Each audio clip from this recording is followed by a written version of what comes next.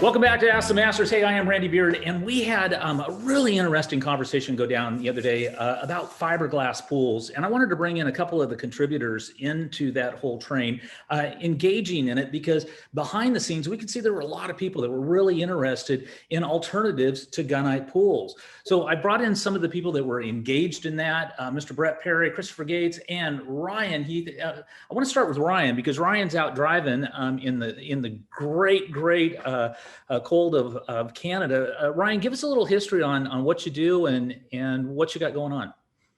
Yeah, so I've been in the pool and landscape industry for 25 years. Started out more into the vinyl side and then into fiberglass and into concrete gunite. At Betz Pools, where I am now, we build about 100 pools a year, which is primarily gunite and vinyl, and then we install some fiberglass. We also do a lot of renovations. Brent, we're going to work on over to Tulsa. Give us a little history about you and your business. Well, I'm an electrical engineer by trade, and I wanted to get out of the corporate life of a Midwestern oil and gas company, and had an opportunity to kind of jump ship, so to speak, and got into pool design and kind of exploiting the EcoFinish AquaBrite product, and did quite a few pools over the past couple of years. And because of COVID at the beginning of last year, the phone wasn't ringing on the resurface side, and the building side was intriguing enough for me to get started in that. And I was heavily involved with my own pool at my home being constructed, and being around pool, just general construction all my life, as well as building a $10 million parking garage. I wanted to dive feet first into the pool construction side. So I'm kind of known for bringing technologies from over the horizon, and I continue to bring in new technologies to support not only the gunite plaster side of construction, but some more innovative upcoming projects or products like Only Alpha pool construction system, as well as to continue to exploit the EcoFinish AquaBrite coating product on not only plaster pools, but on the Only Alpha, and then more recently last year on the fiberglass side, doing the AquaBrite coating on the fiberglass pools. And they have their own set of unique challenges and dangers with that type of work, but we've gotten pretty good at it. Oh, fantastic. Can't wait to hear about the EcoBrite, because I know that has taken over a little bit of the market. It's becoming more and more popular. Christopher, tell us, you've been involved in the fiberglass industry for a little bit. What's your background? Yeah, fiberglass for many years, many hundreds of pools. And then I met you guys back at the beginning of Genesis 3 and got into some concrete projects, and then came back into the fiberglass world. I along the way ended up being a manufacturer's representative for fiberglass for the San Juan fiberglass pool factories. And then now I'm involved with Aquatechnic's fiberglass pools, which are manufactured in Perth, Australia. And we also have a small construction company in Springfield, Missouri, where we build fiberglass only pools. We did 2 or 3 cast in place concrete pools 4 years ago in Springfield, kind of high dollar things. And I got frustrated for a different set of reasons and decided to just do fiberglass. Fantastic. Ryan, we're going to go back to you and see how your sound's clicking in. So tell us about some of the challenges. The string that you responded to was, what are some of the challenges in the pool industry with fiberglass surfaces? That, there's a place for everything. There's a place for vinyl. There's a place for doughboys. I think we welcome them all in the industry, and, because they suit different lifestyles. So from up there in the great north, what are your experiences with fiberglass and what you're seeing? Yeah, so we have a construction department putting in about 100 pools a year. That's a mix of vinyl, concrete, and fiberglass. And then we also do about 200 renovations in the odd year. So 200 renovations, it's a mix of all different pool types. And so just over the past couple of years, and even this winter alone, I've just been talking with a lot of clients who have, there's in this area, there's getting some older fiberglass shells in the ground that are 10, 15, 20 plus years old, that might need plumbing, that might need some gel coat repair, that might need various different things. So I just like starting a conversation, because I spend a lot of my time talking with homeowners about new pool installs. And there's definitely, everybody's kind of taking very different angles on the marketing, and fiberglass pools are by far the best marketed product in the pool industry online.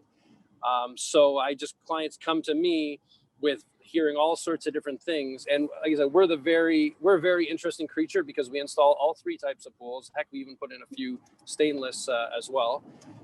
And we renovate all 3 types. We do 3,000 openings and closings a year and 1,000 weekly service a year, or weekly service, a day or a week. So we're into a lot of backyards. We see a lot of different things. And at the end of the day, I always say a properly installed pool, it doesn't matter what it's made out of. It should last the test of time and will have costs associated with it.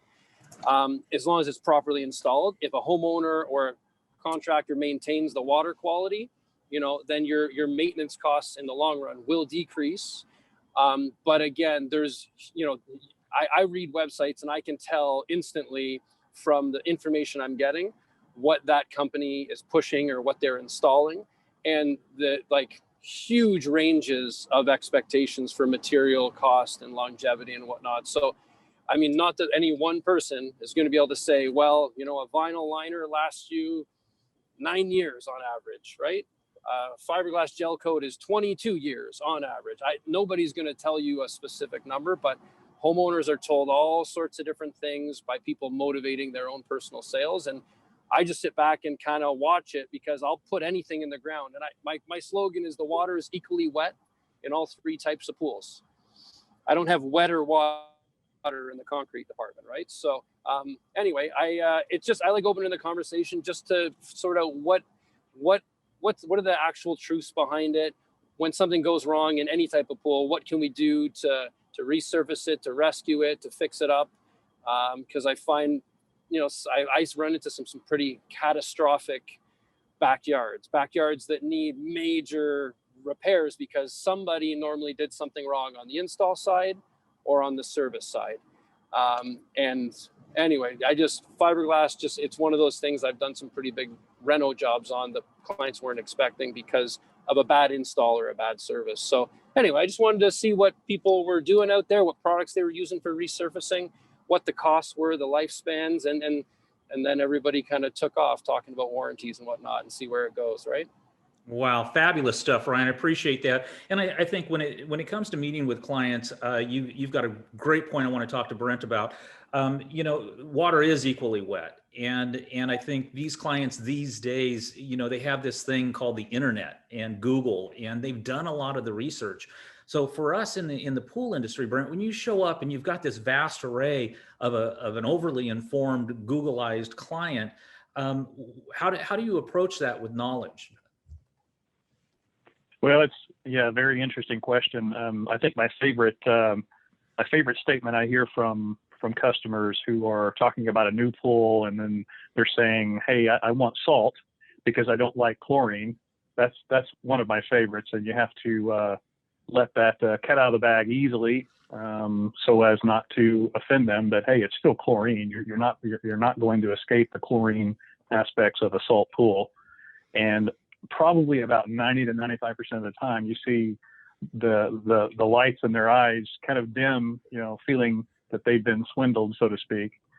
Another thing is about fiberglass versus a gunite plaster. A lot of people say, "I have a gunite pool," and I say, "Okay, well, let me get over so I can look at the plaster." So no, it's not plaster, it's gunite. And then that's another conversation that happens quite a bit. So I think over time, I'm probably spending a good amount of time educating the customer so that whether or not they choose me as a provider, they are more informed for maybe their next conversation. And a lot of times I've heard where customers come back and said, "I really appreciate you educating me and enlightening me, and quite frankly, I became a more informed consumer." And I've had quite a few come back and done business with me, even though I'm slightly higher than the next Joe, so to speak. So that's been a learning experience that I've had to take on early on. Yeah, Christopher, Mr. Perry is so on. I mean, Brent, we inform clients, and ultimately, we want to educate the client as they head on down the process of spending their money, and they start to trust people, but people that are well informed and speak on the level that Ryan and Brent have brought to us. So Christopher, what can you tell all of the people in Ask the Masters, the gunite guys, what is it they need to know about fiberglass pools that will help them become better identify with these clients that are overwhelmed with their education on the internet? Well, that's a good question. I think that one manufacturer is not the same as another manufacturer in the fiberglass world. And that was what my comment about the Wild Wild West was. You know, they make claims of how it's constructed. You know, I heard a guy selling modular homes one time, and his comment was, you know, we build these homes to a spec in a factory under a roof, and they never get wet, and the 2x4s never get rained on, and the sun doesn't ever beat on them, and therefore it's a better product.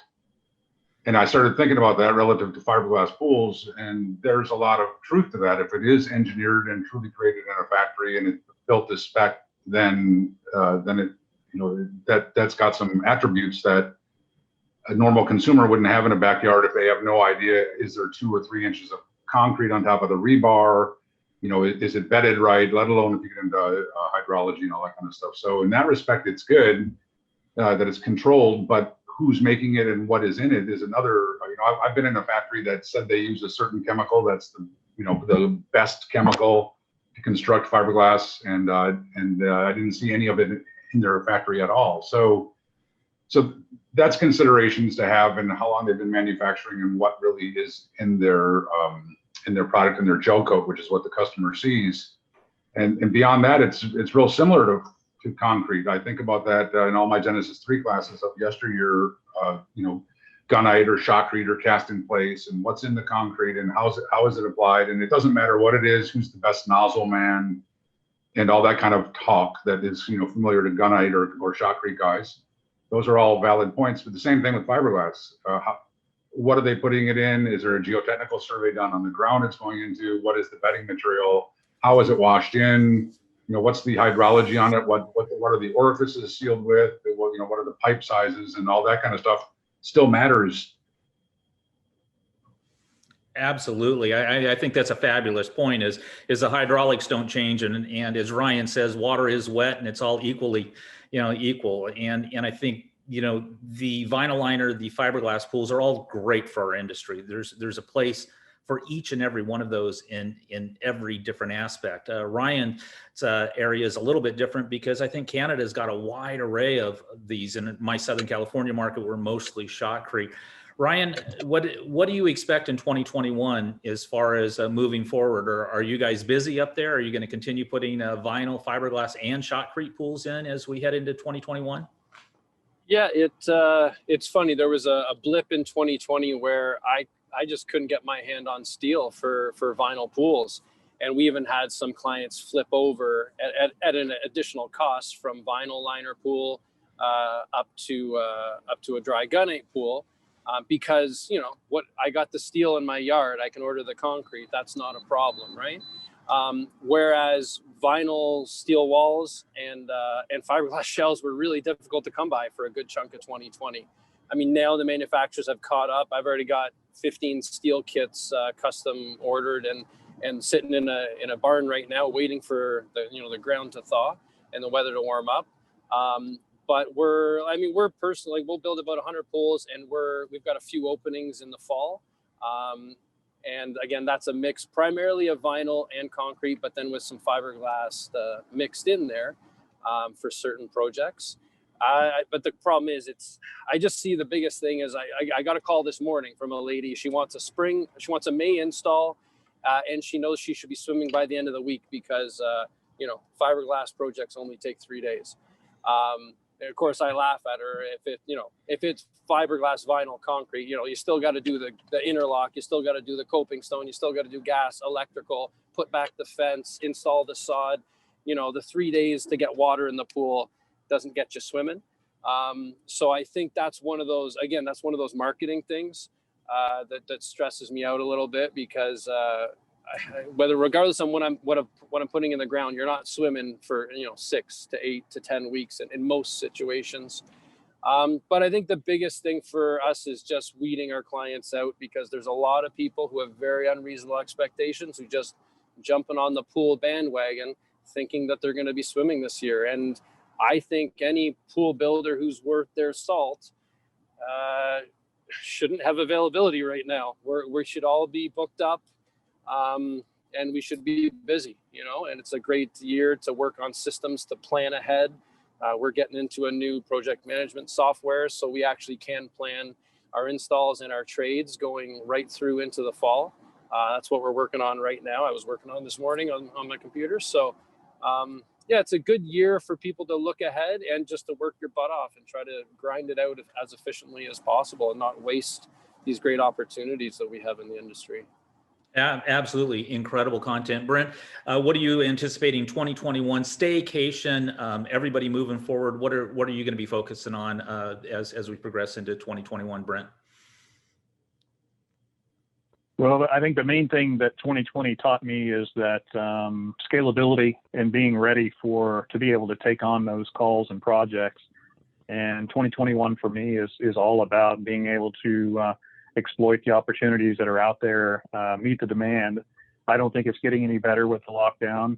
Quite frankly, it's getting worse in many aspects. People are not wanting to travel. They want that backyard oasis. So the phone is ringing. It's just a matter of, I guess, to Ryan's point, kind of taking this downtime and getting ready for the upcoming demand of nice weather and being able to execute on that nice weather. So this year, that's what it's all about with me, is being able to scale enough that I can get enough pools in the ground and enough customers happy.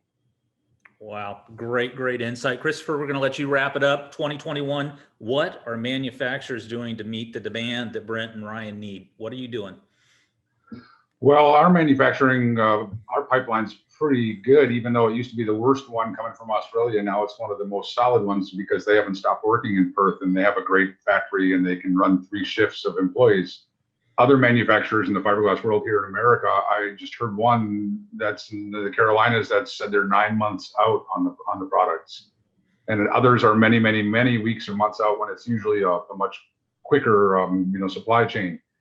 I have some friends that build in the South, and they build, believe it or not, many inexpensive pools that are still wooden walled vinyl liner kits. They're still very popular, treated plywood walls, and everyone's supply chain's getting choked. So I think I heard a guy talking who's pretty bright. He's in the whole backyard. It sounds a lot like Ryan is.